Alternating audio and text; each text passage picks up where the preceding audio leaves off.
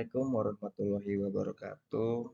Perkenalkan, nama saya Muhammad Fatahillah, perwakilan dari kelompok 10 yang beranggotakan saya dengan rekan saya Fatullah.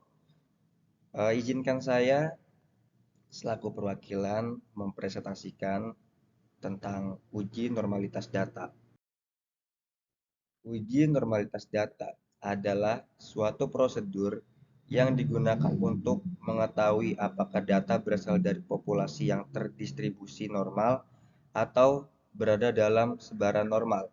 Distribusi normal adalah distribusi simetris dengan modus mean dan median berada di pusat. Distribusi normal diartikan sebagai sebuah distribusi tertentu yang memiliki karakteristik berbentuk seperti lonceng jika dibentuk menjadi sebuah histogram. Distribusi normal juga di sini ada 3 bagian penjelasan.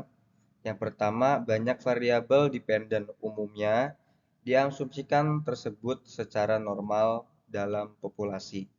Distribusi yang dihasilkan akan sangat mirip dengan distribusi normal. Yang kedua, jika kita dapat mengasumsikan bahwa variabel setidaknya mendekati distribusi normal. Yang ketiga, menguji normalitas data kerap kali disertakan dengan suatu analisis statistika inferensial untuk menjadi satu atau lebih kelompok sampel. Nah, di sini juga ada uji normalitas yang menggunakan uji Lilliefrost. Uji normalitas data dilakukan dengan menggunakan uji Lilliefrost dalam kurung LO. Dilakukan dengan langkah-langkah berikut. Diawali dengan penentuan taraf signifikasi, yaitu pada taraf signifikasi 5% dalam kurung 0,05 dengan hipotesis yang diajukan adalah sebagai berikut. H0 sampel berasal dari populasi yang berdistribusi normal. H1 sampel tidak berasal dari populasi yang berdistribusi normal dengan kriteria pengujian. Jika L hitung, L tabel terima HO, dan jika L hitung, L tabel tolak HO. Di sini juga ada uji Kolmogorov-Smirnov. Kolmogorov-Smirnov itu adalah suatu tes goodness of fit. Artinya, yang diperhatikan adalah tentang kesesuaian antara distribusi tertentu. Tes ini menetapkan apakah skor-skor dalam sampel dapat secara masuk akal dianggap berasal dari suatu populasi dengan distributif tertentu. Nah, di sini juga ada analisisnya yang terbagi menjadi 2. Yang pertama ada output test of normality, yang kedua ada output box plot. Nah, kita bahas yang atas dulu. Untuk yang atas ini adalah bagian ini akan menguji normal setidaknya sebuah data distribusi.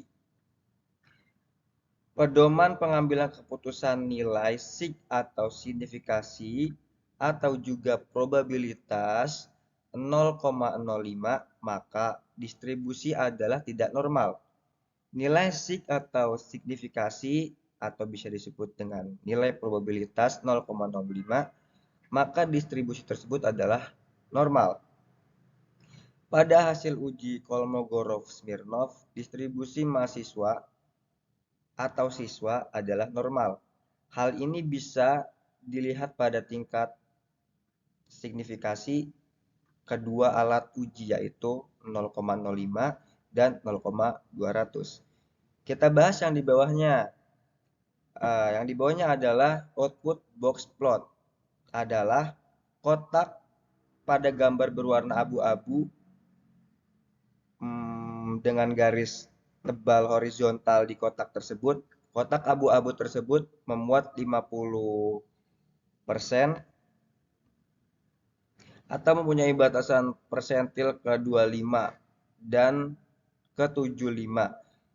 Terlihat pembahasan kuartil mean, sedangkan garis tebal hitam adalah median data. Di sini ada uji normalitas menggunakan program SPSS 16 for Windows.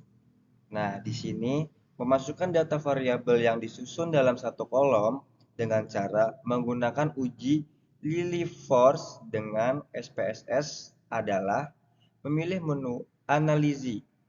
Terus di bawahnya ini, di sini uji Lilliefors dengan menggunakan program SPSS menghasilkan LO sama dengan 0,135 atau 0,135. Di sini ada uji homogenitas. Uji homogenitas adalah suatu prosedur uji statistik yang digunakan untuk memperlihatkan bahwa dua atau lebih kelompok data sampel berasal dari populasi yang memiliki variansi yang sama. Pada analisis regresi, persyaratan analisis yang dibutuhkan adalah bahwa galat regresi untuk setiap pengelompokan berdasarkan variabel terkait memiliki variansi yang sama. Homogenitas bertuju untuk mencari tahu apakah dari beberapa kelompok data penelitian memiliki variansi yang sama atau tidak. Cara menggunakan analisis homogenitas dengan uji Bartlett. Nah, di sini terbagi menjadi beberapa bagian. Untuk Bartlett digunakan untuk menguji homogenitas varian lebih dari dua kelompok data. Langkah-langkah uji homogenitas menggunakan Bartlett. Yang pertama ada menghitung derajat kebebasan dalam kurung DK masing-masing kelompok. B. Menghitung varian dalam kurung S masing-masing kelompok. C. Menghitung besar log S2 untuk masing-masing kelompok. D. Menghitung besarnya DK log S2 untuk masing-masing kelompok.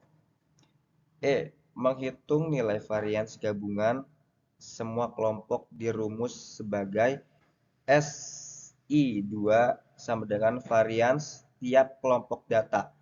DK I sama dengan N-1 sama dengan derajat kebebasan tiap kelompok. B. Nilai Bartlett sama dengan DB log S2 dan GAB. Di sini ada uji Levin. Uji Levin juga termasuk perhitungan uji homogenitas. Dengan ini, uji ini biasanya dilakukan menggunakan software SPSS. Adapun langkah-langkah penghitungannya ini terbagi menjadi 5. Yang pertama, memasukkan data variabel yang disusun dalam satu kolom. Setelah variabel pertama dimasukkan, dilanjutkan dengan variabel kedua mulai dari baris kosong setelah variabel pertama. Yang kedua, membuat pengkodean kelas dengan cara membuat variabel yang telah diberi label 1 untuk variabel pertama dan label 2 untuk variabel kedua. Yang ketiga, cara penghitungan uji Levin ini dengan memilih menu, ada analisis, deskriptif, explore, serta tempat pada gambar yang lainnya. Yang keempat, pada jendela yang terbuka, masukkan variabel yang akan dihitung homogenitasnya pada bagian independent list. Biasanya di situ. Yang kelima, pilih tombol continue untuk pilih OK. Uji homogenitas menghasilkan banyak keluaran. Yang keenam, cara menafsirkan uji Levin ini adalah jika nilai Levin statistiknya 0,05, maka dapat dikatakan nilai adalah homogen. Ya, mungkin itu saja presentasi dari kelompok 10. Kurang lebihnya mohon maaf karena kesempurnaan hanyalah milik Allah semata. Wassalamualaikum warahmatullahi wabarakatuh.